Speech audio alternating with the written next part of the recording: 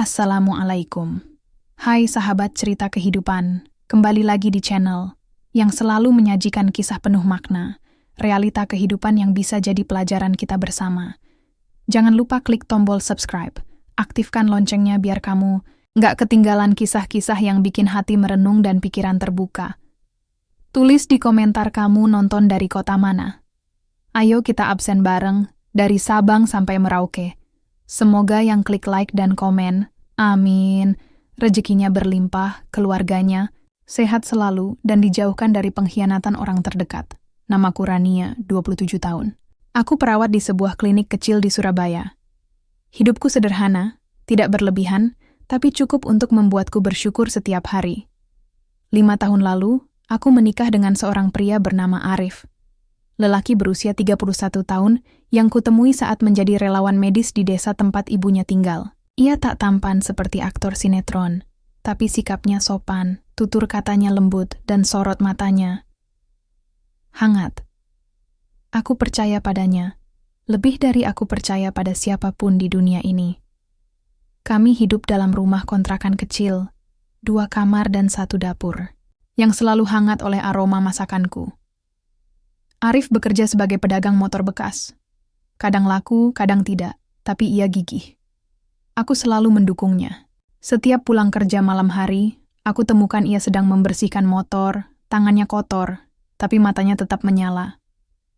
Kami tidak punya banyak uang, tapi punya banyak tawa. Itu dulu. Sebelum semuanya berubah perlahan, tanpa aku sadari. Tanda-tandanya sebenarnya mulai tampak. Arif jadi sering pulang malam. Katanya, ada pembeli yang minta ketemuan malam hari. Aku percaya, karena aku tahu hidup keras, dan aku tak ingin jadi istri yang mencurigai suaminya sendiri. Tapi entah kenapa, beberapa bulan terakhir, dia sering terlihat gelisah, sering termenung. Kadang aku menemukan ia bicara sendiri saat mandi. Saat kutanya, dia bilang hanya stres karena motor yang tak kunjung laku. Suatu malam, aku pulang kerja dengan kepala pening luar biasa. Badanku panas tinggi, menggigil. Arif panik. Ia membaringkanku dan memelukku sepanjang malam. Esoknya, ia membujuk agar aku periksa ke rumah sakit. Kamu kerja terus, nggak pernah mikirin badan sendiri, katanya. Aku menurut. Tapi anehnya, saat di rumah sakit, aku merasa tidak diberitahu apapun. Aku hanya diminta istirahat, lalu gelap. Aku baru sadar 2 hari kemudian. Tubuhku terasa berat. Sakit seperti habis ditabrak truk. Saat membuka mata, aku melihat atap rumah sakit. Udara dingin AC menggigit kulit. Selang infus terpasang di tanganku. Aku mencoba bangkit, tapi perutku nyeri luar biasa. Lalu datang seorang, perawat, perempuan muda, dengan senyum kaku. Ibu Rania, mohon jangan banyak bergerak dulu ya. Operasinya sudah berjalan lancar, ucapnya pelan. Aku tertegun. Operasi? Operasi apa? Belum sempat bertanya, pintu terbuka. Arif masuk dengan senyuman aneh dan seikat bunga plastik warna merah muda. Sayang, kamu sudah sadar. Alhamdulillah. Aku ingin menangis. Bukan karena sakitnya, tapi karena firasatku yang mulai menggerogoti dadaku. Ada yang tidak beres. Matanya menghindar. Tangannya gemetar saat menyentuh pipiku. Aku menatapnya dalam-dalam. Tapi Arif tidak lagi seperti Arif yang dulu. Ada kekosongan dalam dirinya. Aku bertanya, operasi apa, Arif? Dia terdiam. 1 detik. 2 detik. Lalu, ia tertawa kecil. Cuma usus buntu kok. Dokternya bilang kamu harus segera ditangani. Tapi hatiku menolak percaya. Tubuhku bukan hanya sakit. Ia seperti tahu. Bagian dari diriku sudah tak utuh lagi. Beberapa jam kemudian, saat Arif keluar membeli makan, aku memberanikan diri bertanya pada perawat jaga. Aku memaksa. Dengan suara lemah, aku minta penjelasan. Medis lengkap. Perawat itu terlihat gugup. Tapi karena aku juga seorang perawat, aku tahu bagaimana cara menekannya dengan kata-kata teknis. Dan akhirnya, ia jujur.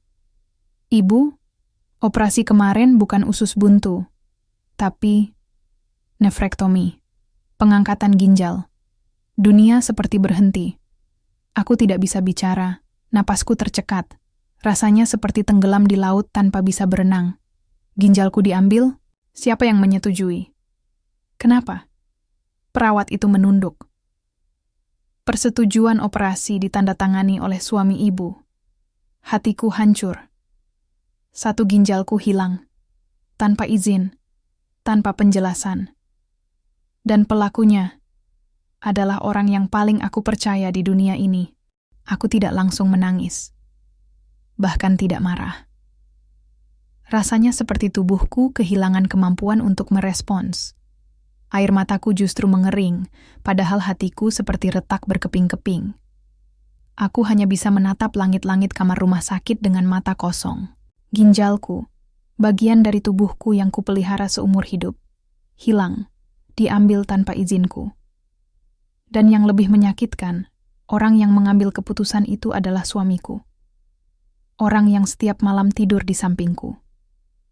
Orang yang pernah bersumpah akan menjagaku. Hari itu, aku diam. Bahkan ketika Arif datang membawa bubur hangat dan senyum palsunya, aku masih diam. Aku menatapnya, dan untuk pertama kalinya, aku merasa seperti sedang duduk bersama orang asing. Wajah yang sama, tapi jiwanya berbeda.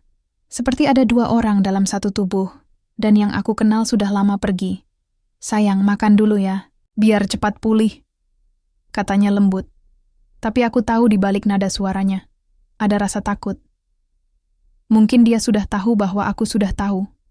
Aku mengambil sendok, mengaduk bubur itu pelan, lalu menatap matanya. Kenapa kamu lakukan itu, Rif? Tanyaku, akhirnya datar. Tidak ada emosi, hanya sebuah pertanyaan dari hati yang sudah patah. Dia terdiam, wajahnya memucat, jemarinya saling menggenggam gelisah. Aku terpaksa, bisiknya.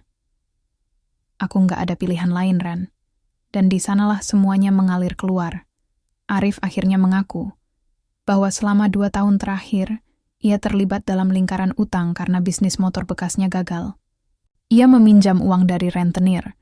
Bunganya mencekik dan mereka mulai mengancam. Beberapa kali ia dipukul. Bahkan ibunya pun diancam akan dicelakai. Dalam keputusasaan, ia bertemu seorang calo organ, yang menawarkan jalan pintas. Kalau istrimu sehat dan cocok, 1 ginjal bisa lunasi semua, kata orang itu, dan Arif, ia menyetujuinya. Tapi kamu sadar nggak, Rif? Suaraku mulai bergetar. Yang kamu ambil bukan cuman ginjalku, tapi hidupku, kepercayaanku, cinta yang aku jaga selama ini. Dia menangis. Tapi air mata itu tidak cukup. Tidak bisa menebus rasa kehilangan yang menjalar dari tubuh hingga ke jiwa. Aku merasa diiris dari dalam, bukan hanya karena operasi itu, tapi karena suamiku melihatku. Bukan sebagai istri, tapi sebagai jalan keluar dari masalahnya. Hari-hari setelahnya, aku seperti hidup dalam kabut. Rumah sakit tak lagi nyaman. Aku tak bisa tidur nyenyak. Bahkan suara detak jantungku sendiri terasa asing. Perawat dan dokter memperlakukanku dengan hati-hati, tapi aku bisa melihatnya di mata mereka. Rasa iba, rasa kasihan. Dan aku benci itu. Aku benci merasa lemah. Tapi aku juga tidak tahu bagaimana harus menjadi kuat. Aku tidak menceritakan hal ini pada keluargaku. Ayah ibuku tinggal jauh di kampung. Mereka selalu bangga padaku. Mereka pikir aku punya suami yang baik. Aku tak tega menghancurkan harapan mereka. Jadi aku diam. Menyimpan luka ini dalam senyuman palsu dan jawaban singkat di telepon. Setiap malam aku bertanya pada Tuhan, kenapa? Kenapa cinta sebaik ini dibalas dengan pengkhianatan sejahat itu? Apakah aku terlalu percaya? Atau justru terlalu buta? Sampai pada suatu malam, saat aku terjaga karena nyeri di bekas operasi, aku melihat Arif duduk di sofa rumah sakit. Matanya sayu, tubuhnya kurus, dan wajahnya tampak lebih tua dari usianya. Dan saat itulah, untuk pertama kalinya aku sadar, Arif juga korban. Bukan pembelaannya, bukan justifikasinya, tapi aku mulai melihat bahwa hidup bisa memaksa orang baik berubah menjadi jahat. Dan kadang, keputusasaan membuat manusia kehilangan akal. Tapi, itu bukan berarti aku bisa memaafkan dengan mudah. Luka ini terlalu dalam, terlalu perih, dan entah butuh waktu berapa lama hingga aku bisa menerima kenyataan bahwa cinta sejati pun bisa dikalahkan oleh tekanan hidup. 3 minggu setelah keluar dari rumah sakit, tubuhku memang mulai pulih. Tapi jiwaku tidak. Aku kembali ke rumah yang sama, tempat di mana semua kebahagiaan dulu tumbuh. Tapi kini setiap sudut rumah itu seperti menyimpan bayangan pengkhianatan. Meja makan tempat kami biasa sarapan terasa dingin. Tempat tidur kami seperti ranjang asing yang memisahkan dua dunia yang berbeda. Arif mencoba kembali seperti biasa. Membuatkan teh manis, menjemputku dari tempat kerja, mencium keningku sebelum tidur. Tapi semua itu terasa hampa. Ia mungkin ingin menebus kesalahan, tapi ada luka yang terlalu dalam untuk sekadar ditambal dengan kebaikan semu. Setiap malam, aku mulai mencari jawaban, lebih dari sekadar kenapa. Aku ingin tahu bagaimana ia bisa tega. Siapa yang membantunya? Bagaimana bisa rumah sakit meluluskan operasi sebesar itu tanpa persetujuan dariku sebagai pasien? Aku tahu hukum medis. Sebagai perawat, aku mengerti bahwa ini bukan kelalaian biasa. Ini kejahatan. Dan jika aku diam, berapa banyak perempuan lain yang akan bernasib sama? Aku mulai menyelidiki. Dengan berpura-pura sebagai pihak keluarga pasien lain, aku mendatangi bagian administrasi rumah sakit yang mengurus operasi donor ginjal. Aku memeriksa sistem, menanyakan prosedur, mencatat nama dokter bedah dan siapa saja yang terlibat saat aku dirawat.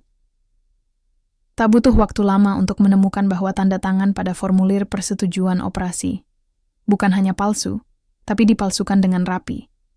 Tanda tanganku ada di sana, tapi aku tidak pernah menulisnya. Aku tahu benar bentuk coretanku sendiri. Hatiku berdegup kencang. Aku membawa bukti itu ke seorang rekan dokter di klinik tempatku bekerja. Ia kaget, dan setelah memeriksa lebih lanjut, ia berkata, "Ran, ini sindikat.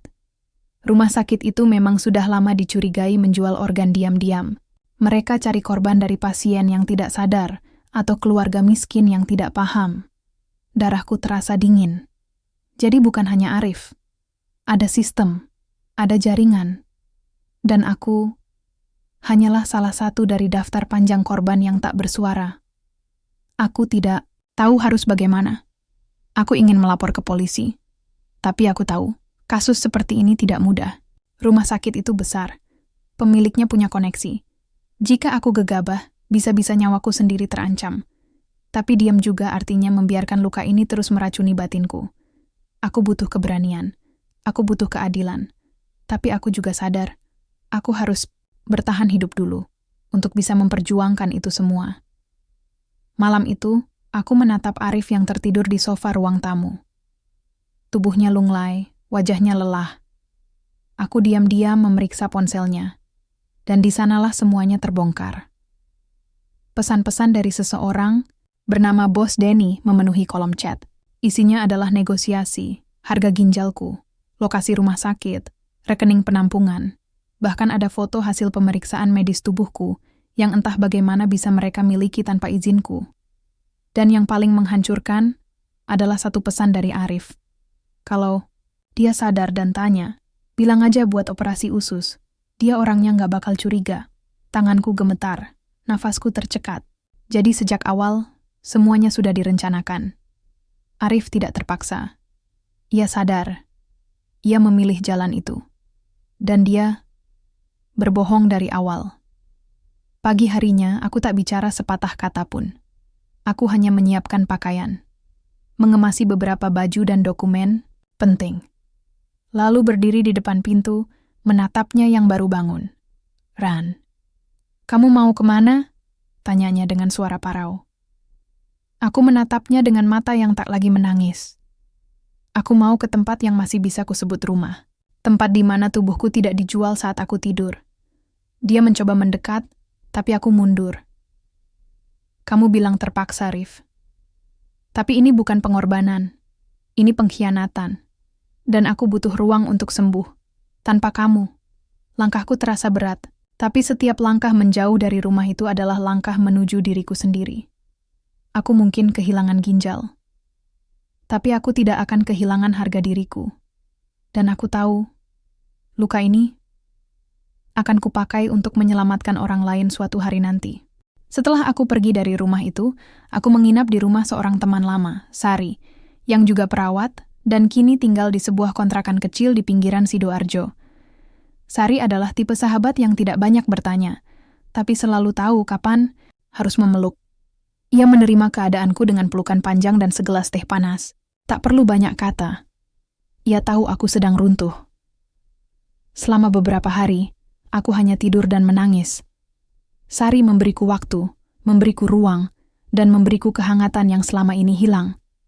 Ia tidak pernah memaksaku bicara, tapi saat aku akhirnya bercerita, ia mendengarkan dengan mata yang basah. "Rania," katanya pelan, "aku nggak tahu harus bilang apa, tapi aku percaya. Kamu lebih kuat dari yang kamu pikirkan." Kata-kata itu menancap di benakku. Di antara luka yang menganga, ada secuil keyakinan yang mulai tumbuh. Bahwa aku mungkin tidak bisa mengubah masa lalu, tapi aku bisa memilih bagaimana aku menyikapinya. Aku bukan korban selamanya. Aku harus jadi penyintas. Aku kembali bekerja. Meski belum sepenuhnya pulih, aku minta jadwal ringan di klinik. Bertemu pasien-pasien yang juga sedang berjuang melawan penyakit membuatku merasa tidak sendiri.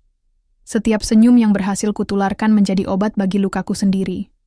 Kadang, saat menatap wajah-wajah mereka yang lemah tapi penuh harapan, aku bertanya dalam hati, jika mereka bisa melawan rasa sakit, kenapa aku tidak? Suatu hari, aku diminta mengisi seminar kecil di kampus keperawatan tempatku dulu kuliah. Temanya, etika dalam dunia medis. Aku nyaris menolak karena masih trauma dengan dunia rumah sakit. Tapi Sari memaksaku. "Kalau kamu nggak bicara, Ran, siapa yang akan tahu bahwa ini semua bisa terjadi? Suara kamu penting." Dan aku hadir. Di depan puluhan mahasiswa keperawatan muda, aku menceritakan semuanya. Bukan sebagai pengaduan, tapi sebagai peringatan. Bahwa dalam dunia medis, bukan hanya tubuh yang bisa dijual, tapi juga nurani. Bahwa di balik jas putih dan ruang steril, bisa ada kejahatan yang rapi dan terencana. Dan yang paling penting, bahwa korban seringkali perempuan. Tak sadar, tak bersuara, tak diberi pilihan. Saat aku selesai bicara, ruang itu hening.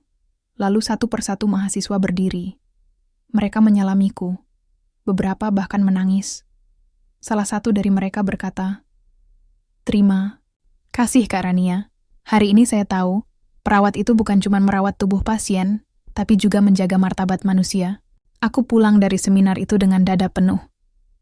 Untuk pertama kalinya sejak pengkhianatan itu, aku merasa berguna. Bukan sebagai istri, bukan sebagai korban, tapi sebagai manusia yang mampu menyuarakan luka, agar orang lain tidak mengalaminya. Di hari-hari berikutnya, aku mulai menulis.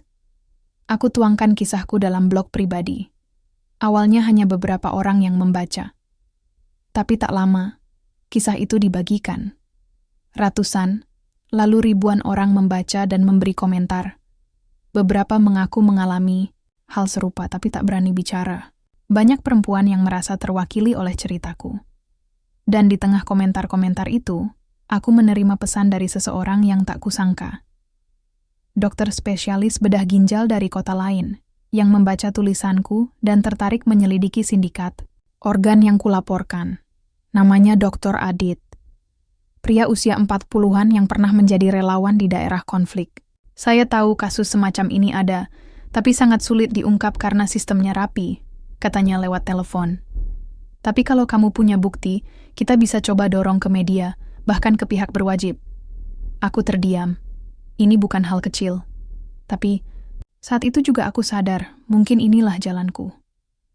Luka ini bukan hanya untuk kukubur, tapi untuk kuubah menjadi kekuatan. Kalau aku bisa menyelamatkan satu saja nyawa perempuan lain dari praktik gelap ini, maka kehilangan ginjalku takkan sia-sia. Hari itu aku berdiri di depan gedung Komnas Perempuan, mengenakan jilbab abu-abu dan blazer sederhana. Tanganku gemetar, tapi bukan karena takut, karena tekad. Di tanganku ada setumpuk dokumen, rekam medis, pesan-pesan dari ponsel Arif, bukti, pemalsuan tanda tangan, bahkan tangkapan layar transfer dana dari rekening yang digunakan oleh calo organ. Bersama Dr. Adit dan seorang pengacara pro bono dari LSM yang mendampingi perempuan korban perdagangan organ, aku mengajukan laporan resmi, bukan hanya terhadap Arif, tapi juga terhadap pihak rumah sakit dan jaringan yang terlibat. Ini bukan balas dendam. Ini keadilan untuk diriku, untuk perempuan lain yang belum sempat bersuara. Prosesnya panjang. Kasusku masuk media. Wawancara. Demi wawancara, aku menceritakan ulang kisahku dengan tenang. Beberapa pihak menyudutkanku, menyebutku istri yang mencemarkan nama baik suami sendiri. Tapi aku tidak gentar, karena aku tahu, jika aku diam, pelaku akan terus bersembunyi di balik rasa malu yang ditimpakan kepada korban. Arif akhirnya ditangkap. Di persidangan, dia tampak berbeda. Wajahnya kusut, tubuhnya lebih kurus, dan untuk pertama kalinya aku melihat penyesalan itu nyata di matanya. Ia menangis sepanjang pembacaan dakwaan, dan saat hakim memberi waktu padanya bicara, ia berkata, "Lirih, aku tidak minta maaf untuk diampuni. Aku hanya minta, semoga Rania bisa hidup lebih baik tanpaku. Aku sadar, aku telah membunuh cintanya. Aku menunduk, tidak menangis, tidak marah. Aku hanya berkata satu hal kepada hakim. Yang mulia, saya tidak ingin dia dihukum berat karena dendam. Saya ingin dia dihukum agar orang tahu bahwa menjual tubuh seseorang tanpa izin bukan solusi. Itu kejahatan." Arif divonis 4 tahun penjara. Rumah sakit tempat operasi ilegal itu dilakukan ditutup sementara dan sedang dalam proses audit besar-besaran. 3 dokter terlibat dicabut izinnya, dan jaringan calo organ itu mulai terungkap satu persatu. Setahun berlalu, lukaku memang belum hilang, tapi aku berdamai. Bukan karena semuanya jadi baik-baik saja, tapi karena aku memilih tidak membiarkan luka itu memenjarakan hidupku. Aku kembali aktif di komunitas kesehatan, mengisi seminar tentang etika medis, bahkan menulis buku kecil, berjudul "Separuh Diriku Dicuri Tapi Hatiku Tidak". Buku itu laris. Banyak pembaca mengirim email padaku, perempuan, laki-laki, bahkan mahasiswa kedokteran, mengucapkan terima kasih karena berani membuka luka dan menjadikannya lentera. Lalu suatu sore, aku duduk sendiri di taman rumah kecil yang kutempati sekarang. Bukan rumah mewah, tapi punya halaman. Punya jendela tempat cahaya pagi bisa masuk bebas. Di tangan kiriku ada secangkir kopi. Di tangan kananku, sebuah surat dari penjara, dari Arif. "Rania, terima kasih telah membuka mataku. Di sini aku belajar banyak, bahwa cinta bukan soal seberapa besar kita berkorban, tapi seberapa jauh kita menjaga kepercayaan. Aku tidak akan pernah bisa menghapus kesalahan itu, tapi aku doakan kamu, semoga kamu bahagia, Arif." Aku baca surat itu tanpa air mata, bukan karena aku membencinya, tapi karena aku sudah memaafkan. Ya, aku memaafkannya, tapi aku tidak akan pernah lupa, dan itu cukup. Karena hidup bukan tentang menghindari luka, tapi bagaimana kita mengobatinya dan terus berjalan. Kini, jika ada orang bertanya padaku, bagaimana rasanya dikhianati oleh orang yang kamu cintai? Aku akan tersenyum dan berkata, menyakitkan. Tapi jika kamu tidak biarkan itu membunuh harapanmu, justru dari sanalah kamu bisa menemukan versi terbaik dirimu. Dan itu yang aku pilih. Menjadi versi terbaik dari diriku. Yang pernah patah, tapi tidak hancur. Yang pernah dirampas, tapi tidak menyerah. Terima kasih sudah menyaksikan kisah ini sampai akhir. Jika kamu pernah merasa dikhianati, ingatlah, kamu tidak sendirian. Tulis di komentar, kamu nonton dari kota mana? Kita saling menguatkan. Jangan lupa klik subscribe, karena di channel ini, kita belajar hidup dari luka dan menemukan cahaya di tempat yang paling gelap sekalipun. Semoga rezekimu lancar, hatimu kuat, dan hidupmu dipenuhi orang-orang yang tulus. Sampai jumpa di kisah berikutnya.